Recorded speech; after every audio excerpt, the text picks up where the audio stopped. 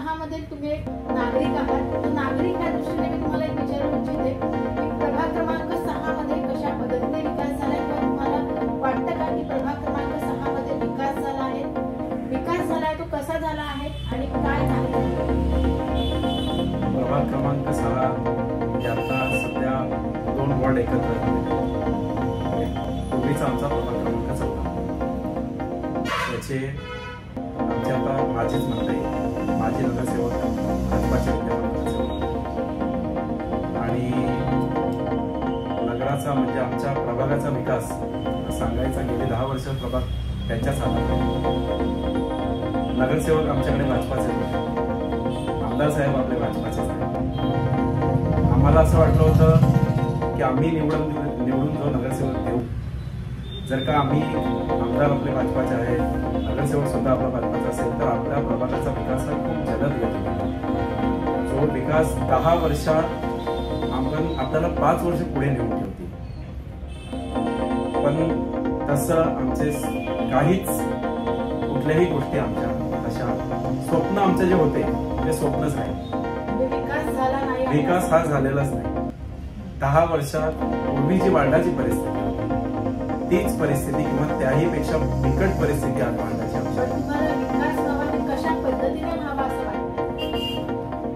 सर्वात महत्वाची गोष्ट म्हणजे रस्ते, पाणी, लाईट, ठीक आहे. यातच सगळ्या गोष्टी. आता तुम्ही जर का वॉर्ड क्रमांक 14 पूर्वीचा म्हणजे आता जो प्रभाग क्रमांक 6 झालेला आहे त्या प्रभागामध्ये जर तुम्ही आलात तर बऱ्याच ठिकाणी लाईट्स बंद आहेत, गटार जी आहेत ती ओपन आहेत आणि आम्ही जे राहतो तो शनीनगरचा नाला आणि आमच्या ज्या बिल्डिंग्स आहेत त्या सर्व एका बाजूला आहे. त्याच्यामध्ये बाहेरून म्हणजे जो आमचा बाजारपेठ परिसर असतो त्या बाजारपेठ परिसरातून काही कचरा त्या नाल्याच्या बाजूला येऊन डंप होतो आणि बऱ्याच दिवस तो कचरा तसाच राहतो. त्या कचऱ्यावर कोणाचंही लक्ष नाही, नगरपालिकेचं लक्ष नाही आणि विद्यमान नगरसेवकांचं सुद्धा लक्ष नाही. तो कचरा तिथे सडला जातो, तिथे श्वान असतात ते तिथे घाण करतात, तोच कचरा, त्याची दुर्गंधी, आमचा संपूर्ण परिसराला त्याचा त्रास होतो. बऱ्याचशा वेळेला मी स्वतःहून त्या कचऱ्याचे व्हिडिओ काढून त्याच्याबद्दल लेखी निवेदन देऊन सुद्धा त्याच्यावर काहीही प्रक्रिया ही झालेली नव्हती. त्याच्यानंतर त्या नाल्यालगत असल्यामुळे आमच्या सोसायटी दरवर्षी जो येणारा पावसाळा असतो आम्हाला जीव मुठीत घेऊन राहावं लागतं. ग्राउंड फ्लोअरला राहणारी आमची माणसं नेहमी जीव मुठीत करून देतात. तर या 10 वर्षामध्ये ती नालेसफाई अशी व्यवस्थित झालेली आहे असं तर मी सांगणारच नाही, कारण मी दरवर्षी पाणी हा आमच्या इथे रिव्हर्स मारलं जातं आणि सगळे जे ग्राउंड फ्लोअरचे आमचे फ्लॅट्स आहेत तिथे ते पाणी टाकलं जातं. नालेसफाईच्या नावाखाली फक्त टेंडर काढले जातात, ती नालेसफाई व्यवस्थित साफ होत नाही, ते पाणी सगळं आमच्या नागरिकांच्या घरामध्ये येतं आणि दरवर्षीचा हा आम्हाला त्रास झालेला आहे. दरवर्षी आम्हाला आश्वासनं दिली जातात की आता हे पाणी येणार नाही, याच्यासाठी आम्ही नियोजन करू, आम्ही असं करू, आम्ही तसं करू, पण आजपर्यंत ती परिस्थिती नाही. यावर्षी जो मे मध्ये पाऊस पडला होता तर आमच्या इथे अक्षरशः गुडघ्याने कमराभर पाणी होतं. म्हणजे स्टेशनवरनं, स्टेशनचा बाजूचा परिसर आमचा, तिथे यायला सुद्धा आम्हाला वाट नव्हती. लहान लहान मुलं आमची शाळेत जातात, वृद्ध महिला आहेत, त्या कशा काय घरपर्यंत पोहोचणार. पाण्याची समस्या आहे आमच्या इथे. पाईपलाईन आमची सडलेली, 2 ते 3 वेळा तर आमच्या पाईपलाईनीचं काम करतो करून आम्हाला तसं 2-2, 3-3 दिवस पाणी नसायचं. बरं, आता ही जी कामं झालेली नाहीत तर ह्याला तुम्ही काय, आता सध्या तर प्रशासक होतं तर तुम्ही ह्या सगळ्या ह्याला कोणाला कारणीभूत? बघा, प्रशासक जरी असलं तरी वरतून जी खाली फळी झालेली आहे, आमदार साहेब बीजेपी, त्याच्यानंतर आमच्या वार्डातले नगरसेवक बीजेपीचे आहेत. प्रशासक जरी नसलं तरी तुम्ही त्या वार्डाचे नगरसेवक होता किंवा वार्डाचे नगरसेवक आहात तर तुमचं ते काम आहे लोकांना काय समस्या आहेत लोकांमध्ये जाऊन बसणं, लोकांच्या समस्या जाणून घेणं आणि त्यांचे प्रश्न सोडवणं. कोविडच्या काळामध्ये सुद्धा आम्हाला कुठल्याही प्रकारची मदत तिथे व्यवस्थित उपलब्ध झालेली नाही. शहर लेवलला जी काय कामं झालेली आहेत आणि माजी नगरसेवक जे होते त्यांच्या माध्यमातून आम्हाला कॉल्स येत होते, त्यांच्या माध्यमातून आम्हाला फोन येत होते, त्यांच्या माध्यमातून आम्हाला सहकार्य करत. स्थानिक बीजेपीच्या माध्यमातून आम्हाला कुठल्याही प्रकारचं सहकार्य झालं. शहर लेवलला जरी बघाल तरी तुम्ही जिथे तिथे जरी बघाल तर कोविड सेंटर हे फक्त आणि फक्त शिवसेनेच्याच नेते जे होते, शिवसेनेचे शहर प्रमुख असतील, शिवसेनेचे माजी नगराध्यक्ष असतील किंवा शिवसेनेचे जे काही पदाधिकारी आणि नगरसेवक असतील, यांच्या थ्रू जो कोविडमध्ये जो सपोर्ट मिळाला होता तो सपोर्ट आम्हाला बीजेपी किंवा त्यांच्या नगरसेवक जे होते त्यांच्याकडनं हा कुठल्याही प्रकारचा सपोर्ट आम्हाला वॉर्ड क्रमांक 14 आणि सध्याचा वॉर्ड क्रमांक 6 त्याच्यामध्ये हा मिळालेलाच नाही. त्यांच्याकडून मिळालेला आहे. पण आता सध्या बदलापूरच्या सार्वत्रिक निवडणुका लागलेल्या आहेत. 2 डिसेंबर रोजी मतदान होत आहेत. तर तुम्ही साधारणतः काय कुठल्या पक्षाला किंवा कोण तुमची कामं व्यवस्थित करू शकतील असं तुम्हाला वाटतं? मॅडम, कसं असतं की सर्वसामान्य नागरिकाच्या ज्या अपेक्षा असतात ना त्या फार कमी असतात. आणि आत्ताचं जे राजकारण झालेलं आहे ना, हे राजकारण एकदम गढूळ राजकारण झालेलं आहे. आता मी जेव्हा बघतोय आमच्या सोसायटीमध्ये प्रत्येक जण येऊन आपापलं बसताय, ठीक आहे, मुलांना जवळ घेतायत, महिलांना जवळ घेतायत, त्यांना विचारतायत की तुमच्या अपेक्षा काय आहेत, तुमच्या अपेक्षा काय आहेत. तुमच्या अपेक्षा विचारण्यापेक्षा तुमचे प्रॉब्लेम्स काय आहेत हे आम्हाला कोणी नाही विचारत. आमचे जो प्रॉब्लेम्स विचारल्या जाईल, आम्हाला ज्या काय समस्या आहेत त्या विचारल्या जाईल, त्याच्यावर तुमच्याकडे काय तोडगा आहे, त्याच्यावर तुमच्याकडे त्याच्यावर काय स्क्रिप्ट आहे, तुम्ही त्याच्यावर कसं काम करणार आहे, ते सगळं जज करूनच मतदार जे आहेत त्यांनी मतदान करावं. ना काही कोणाची पाकिट 2 आणि 5,000 रुपये मीठ मिरची सारखं आपलं मत विकून एखाद्याला द्यायचं आणि हे यांचे खिशे म्हणजे फक्त आपल्याला त्या मतदानापुरती ते 1,000-500 रुपयासाठी आपण विकल्या जातो आणि पुढील 5 वर्ष आपल्याला ते दारात सुद्धा त्यांचं उभं करत नाही आणि समस्यावर समस्या आपल्याला या भोगाव्या लागतात. ठीक आहे, आपण आताच बघितलं बदलापूरमध्ये देखील काही प्रभागांमध्ये मोठ्या प्रमाणात बरेचसे प्रॉब्लेम समस्या उद्भवलेल्या आहेत आणि अनेक नागरिक त्यामुळे संतुष्ट नसून ह्यामुळे मतदानावरती देखील परिणाम होऊ शकतो. त्यामुळे बरेचसे मतदार हे मतदान करण्यासाठीच देखील बाहेर पडू किंवा पडण्याची इच्छा त्यांना होणार नाही, अशी देखील शंका यावेळी उत्पन्न केली जाऊ शकते. आणि अजून एक महत्वाचा विषय सांगायचा झाला की मागे आपल्या बदलापूरमध्ये जे काही प्रकरण झालं होतं, ज्या लहान मुलींवरती जे अत्याचार झाले होते, त्या मुलींच्या अत्याचाराच्या संदर्भामध्ये काही बदलापुरातीलच नागरिक हे रस्त्यावर उतरले होते आणि तुम्हाला तर सगळं बाकीच्या गोष्टी सगळ्या माहितीच असतील. तर त्या जेव्हा तो विषय जेव्हा घडला होता त्याच्यामध्ये मी सुद्धा होतो, माझ्याबरोबर इतर माझे जे काही सहकारी होते, मित्र होते, ते सर्व होते. या सगळ्या गोष्टींमध्ये आम्हाला कुठल्याही राजकीय किंवा कुठल्याही गोष्टीचा असा सपोर्ट त्या टायमाला आम्हाला मिळालेला नव्हता. पण माझ्यासाठी किंवा आमच्या सर्वांसाठी तिथे एक व्यक्तिमत्व फक्त येऊन उभं होतं. ते कुठल्याही राजकीय उद्देशाने किंवा कुठल्याही उद्देशाने न येता तो माणूस माझ्या सदैव पाठीशी उभा होता. तो म्हणजे आहे राजेंद्र दशरथ चव्हाण. आम्हाला जेव्हा इथून पोलीस स्टेशनला आतमध्ये नेलं होतं, रात्री 3 वाजेपर्यंत ती व्यक्ती तिथे 3 वाजेपर्यंत माझ्या फॅमिली सोबत तिथे उभे होते. त्याच्यानंतर आमची विचारपूस, आमच्या फॅमिलीची विचारपूस स्थानिक नगरसेवक म्हणून आमच्या इथे कोणी आलं नव्हतं. फक्त आणि फक्त आपण राजकीय किंवा आपलं सामाजिक किंवा आपलं परिसराचीच नाही, तर ही जी बांधिलकी हवी आहे ना, ही कौटुंबिक बांधिलकी पण असते. त्या नगरसेवकाची, निवडून येणाऱ्या नगरसेवकाची ती सुद्धा जबाबदारी असते की आपलं हे कुटुंब म्हणून त्यांनी हा प्रभागाकडे लक्ष देणं गरजेचं आहे. या ज्या समस्या आहेत ह्या वैयक्तिक समस्या नसून या समस्या या सर्व जनतेच्या समस्या आहेत. आणि अशा प्रकारच्या जर का तुम्ही गोष्टींना तुम्ही एक प्रकारे तुम्ही याला म्हणजे पाठिंबा दिल्यासारखं झालं. तुम्ही जर का चांगल्या गोष्टीला सपोर्ट न देता जर तुम्ही वाईट गोष्टीकडे तुम्ही त्या गोष्टीला कल दिलेला आहे, तुम्ही त्या गोष्टीमध्ये मग पुढे आला नाहीत, तेव्हा तुम्ही आम्हाला घरात विचारायला आला नाहीत की बाबा तुमच्यावर काय घडलं होतं, तुमच्यावर काय अत्याचार झाले होते. आज तुमची सत्ता आहे. जे काय ज्यांना अटक झाली होती, ज्यांनी जो त्रास भोगला होता, ते सर्वसामान्य कुटुंबामधले होते, सर्वसामान्य नागरिक होते. कुठल्याही गुन्हेगारी पार्श्वभूमीतनं कोणी आलेला नव्हता. तर त्या सामाजिक बांधिलकी म्हणून त्या माजी नगरसेवकाचं काम होतं की तो आमच्या घरपर्यंत येऊन आमच्या घरातल्यांची तरी विचारपूस करायला पाहिजे होती की बाबा तुमच्या मुलाला किंवा तुमच्या घरातल्या भगिनीला अटक झालेली आहे, तर ते एवढे दिवस तिथे होते, तर तुम्हाला काही त्रास तर नाही ना. त्या संदर्भात आम्हाला सामाजिक बांधिलकी म्हणून पुढे येणारं जो नेतृत्व होते ते राजन चव्हाणच आमच्यासाठी आले होते आणि त्यांनी शेवटपर्यंत आम्हाला त्या गोष्टीसाठी सपोर्ट केला आणि आजही ते करतायत. आणि असाच सपोर्ट आम्हाला जर ज्या व्यक्तीकडून मिळेल त्याच व्यक्तीला एक नागरिक म्हणून किंवा एक मतदार म्हणून आमचा त्यांना संपूर्ण पाठिंबा असेल.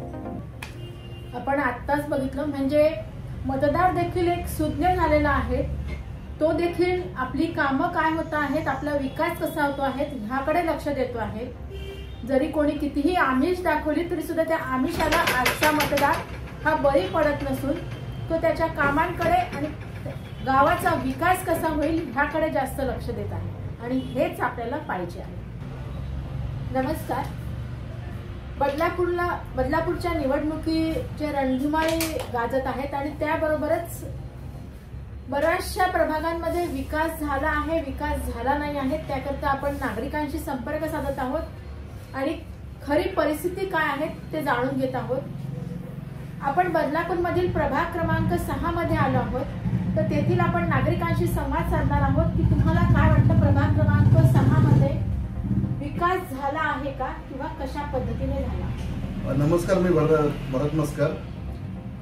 विकास तर जर तुम्ही म्हटलात की 2015ला जे निवडणूक लागली, आमच्या राजेंद्र चव्हाण आणि प्रतिस्पर्धी होते किरण भोईर, थोड्याशा मताने आमची सीट पडली, थोड्याशा मताने. त्याच्यानंतर एक चान्स किरण भोईरला लोकांनी दिल्यानंतर काय कामं झाली वार्डामध्ये काहीच कामं झालेली नाहीये. पाण्याचा जो प्रश्न होता ते आमच्या राजेंद्र चव्हाण यांनीच त्यांच्या कारकिर्दीमध्ये 2010 ते 2015 हा पाण्याचा लाईन पूर्ण वरपर्यंत आमच्या मंदिरापर्यंत त्यांनी पोहोचली होती. वरती फुटपाथचे पण रस्ते त्यांनीच केले होते. आता जे नगरसेवक, माजी नगरसेवक आहेत ते त्याचं श्रेय घेतात, ती कामं केली, ती कामं केली. कचऱ्याचा जो आहे मुद्दा, मेन प्रश्न, आज आमच्या वार्डामध्ये कमसे कम 200 घरं आहेत. गांधीनगरमध्ये 200 घरं मिनिमम आहेत. तर तो कचऱ्याचा प्रश्न लोकांना टाकावा पडे, तो अजून प्रश्न त्यांनी सॉल्व्ह नाही केला. 10 वर्ष झाले. विचारावं फक्त गांधीनगरसाठी कचरा कुठे टाकावा, ते आम्हाला तुम्ही दाखवा कचरा कोण आहे. दोनंतर प्रश्न आहे, तुम्ही एक सामान्य म्हणजे जो सामान्य व्यक्ती असतो तो काय नागरिक करतो, माझा कचरा कुठे टाकायचा, मला रोज पाणी पाहिजे, मला लाईट पाहिजे. कधी कधी आमच्याच घराच्या इथं लाईट नसते. आम्हाला त्या MSCBला किंवा त्या नगरपालिकेचे कॉन्ट्रॅक्टर त्यांना सांगावं लागतं की बाबा आमच्या इथं लाईट नाही. हे प्रश्न सॉल्व्ह नाही केले. दुसरा विषय असा आहे की आमच्या नगरसेवक, माझे नगरसेवक यांनी एक मुद्दा उपस्थित केला होता की जी आपली घरं आहेत गांधीनगरमध्ये, जी काही घरं आहेत, जी आपली घरं आहेत ती तुम्हाला तिथंच बांधून देणार. पण एक नेगेटिव्ह असतं ना, नेगेटिव्ह फेक न्यूज असे मोठमोठे लोक करतात की नाही आपल्या राजेंद्र चव्हाण जर निवडून आले तर आपलं गांधीनगर गेला. पण तसं नाहीये. माझ्या गांधीनगरच्या वासियांना जे वडीलधारे आहेत, जे तरुण वर्ग आहेत, ज्या माता बहिणी, त्यांना हात जोडून माझी विनंती आहे की असं काहीच नाहीये. हा ठराव पण आपण पास केलेला आहे. ज्यांना जर बघायचं असेल तर त्यांनी आपल्या नगरपालिकेत जाऊन बघावा. ज्यांना त्याची हे पाहिजे, प्रत पाहिजे तर ती पण आम्ही देऊ इच्छितो. पण गांधीनगर मी असं हे करतो की बाबा तुम्ही कुठल्याही भूलथापाला बळी पडू नका. आज वार्डाचा विकास करणारे एकमेव म्हणजे आहे आपले नेते, ते म्हणजे राजेंद्र चव्हाण हेच करतील. आज जर तुम्ही बाजारपेठ जर बघितलं काय परिस्थिती बाजारपेठेत, कारण वार्ड क्रमांक 14 आणि आताचा प्रभाग 6 ह्या वार्डात आपल्या रिक्षावाल्यांचा जो आहे स्टेशन परिसर तो येतो. आज ही जर परिस्थिती बघा, 10 वर्षात जर त्याला करायचं असतं, त्यांनी एकही काम केलेलं नाहीये. त्याच लोकांना आपल्या बसस्टॉपवरून जावं लागतं. बसस्टॉपवरून गांधीनगर इंद्रपाडा. जर त्यांनी आपला जर हा रिक्षाचा प्रश्न होता, बाजारपेठेमध्ये व्हायची ट्रॅफिक, तो जर सॉल्व्ह केला असतं तर त्यांना जावं नसतं लागलं. याचा अर्थ माजी नगरसेवक किरण भोईर यांनी काहीच कामे केलेली नाही. तिसरा प्रश्न, आज आम्हाला सोसायटीमधून लेटर येतात की बंधू राजेंद्र चव्हाण तुम्ही हे तरी कामं करा. आजच आम्हाला एक लेटर आलं, ते बघा, ओम आदित्य हाईट्स म्हणून. ही बघा, ही कामाची लिस्ट. जर त्या नगरसेवकांनी कामं जर केली असती तर आम्हाला हे असे लेटर दिले असतं आमच्या नगरसेवकाला. बघा तुम्ही आता हे प्रश्न तुम्ही बघितले, बिल्डिंग समोर नाल्याचा प्रश्न, स्मशानभूमीचा धूर, असे म्हणजे त्यानंतर सोलर सिस्टीम, औषध फवारणी. कारण हे औषध फवारणी आपले जे राजेंद्र चव्हाण ते आरोग्य सभापती होते, तुमच्या माझ्याकडे म्हणजे आरोग्याची त्यांना पूर्ण जाण आहे.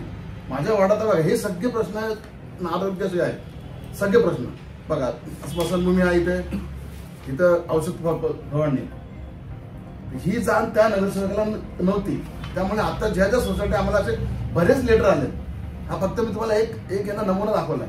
आतापर्यंत आम्हाला कमसे कम 10-15 लेटर आले. बंधू आता तरी तुम्ही लक्ष घाला, आमच्याकडनं चूक झाली ना त्याला निवडून देऊन. आज जर तुम्ही बघत असाल बीजेपी मधले, आज बीजेपी मधले 90% लोक आपल्याकडे सेनेकडे येतात. बीजेपीतले आमच्या वार्डातले पण काही बीजेपीचे जे समर्थक होते ते आमच्या सेनेमध्ये त्यांनी प्रवेश केला. आजची जर तुम्ही परिस्थिती बघताय, आता लोकांचा कल ना हा सेनेकडे आहे. प्रत्येक वार्डात तुम्ही बघा सेनेकडे कौल आहे. आज बीजेपीचे सगळे म्हणजे कार्यकर्ते, नगरसेवक आपल्याकडे येतात. काय येतात ते कारण ह्यांना माहिती आहे की वामन शेठ आपले नेते आणि त्यांचे जे शिलेदार आहे राजेंद्र चव्हाण आणि आपले पूजा मॅडम हे नक्कीच निवडून येतील. त्यांना माहिती आहे पैसा तुम्ही जरी वाटला तरी तुम्ही निवडून येणार नाही, कारण आता जनतेला माहीत झालं, जनतेला हे पूर्ण माहीत झालं की कोणाला निवडून द्यायचं, कारण 10 वर्षाचा विकास झालेला नाही. आणि आम्हाला साथ भेटली ती म्हणजे आपले टाकसाळकर साहेब यांची आम्हाला गंभीर साथ भेटली, कारण त्यांच्यासारखा मातब्बर नेता आपल्याबरोबर नाट्यात झाला आणि आमचा एक प्रभाग जॉईन झाला, त्यामुळे आम्हाला जी ताकद मिळाली ती त्यांच्यामुळे मिळाली. आणि मी तुम्हाला विश्वास देतो, गांधीनगरवासी, सरदारनगर, रंजन सोसायटी आणि एक दत्त चौक यांना मी तुम्हाला विश्वास देतो की ही सीट, आपल्या दोन्ही सीट नक्की कन्फर्म होणार आहे. फक्त तुम्ही आपलं मतदान व्यवस्थित 2 तारखेला करा अशी माझी विनंती आहे. आणि तुम्ही बघा पुढच्या 5 वर्षात आपल्या वार्डाचा प्रभाग 6चा काय विकास होईल हा तुम्हाला शब्द आहे. तुम्ही आज इथं जरी शाखा असली तरी आमचे बंधू पण, तुम्ही बंधूच्या घरी जा, आमच्या राजाच्या घरी जा, त्यांची फॅमिली बघा तुम्हाला कशी हे करेल. एखादा तुम्ही घेऊन जा बघता की बहिणी माझा हा आहे प्रश्न, बंधू जरी घरात नसले तरी तो सॉल्व्ह होणार, असे आपले नगरसेवक आहेत. तसं तुम्ही जा त्यांच्या घरी, पहिले बघणार कोण आहे, मग ते दरवाजे खोलले जाणार. तसं बंधूचं नाही. तर मी परत पुन्हा एकदा विनंती करतो, मतदार राजा प्रभाग क्रमांक 6 त्यांना मी विनंती करतो की तुम्ही जे आपले राजेंद्र चव्हाण आहे आणि आपली पूजा टाकसाळकर आहे यांना बहुमताने तुम्ही निवडून द्या. आणि जे बाकीचे जे मतदार या वार्डाचे टाकलेत त्यांना पण एक माझा मेसेज आहे, की तुम्ही ह्या वार्डातले तुम्ही नाही आहात, तुम्ही हात कुठले बेलवली, तुम्ही हात कुठले केंद्रापाडा, तुमचं मतदान इथं आलंय, तुम्ही पण तेच करा. आपले राजेंद्र चव्हाण आणि पूजा टाकसाळकर यांनाच तुम्ही हे करा मतदान. तुम्ही आत्ताच बघितलं, बऱ्याच प्रमाणात मतदारांची देखील दिशाभूल केली जात आहे का असा एक प्रश्न निर्माण होतोय. मतदारांची दिशाभूल करून किंवा दुसऱ्या प्रभागातील मत आपल्या प्रभागात टाकून मतदान मिळवण्याचा प्रयत्न केला जातो आहे. तरी देखील मतदार हा सुज्ञ आहे आणि तो योग्य व्यक्तीलाच न्याय देईल याबाबत खात्री आपल्याला देखील आहे. आणि मतदारांनी देखील तेवढंच जागरूक राहून मतदान केले पाहिजे.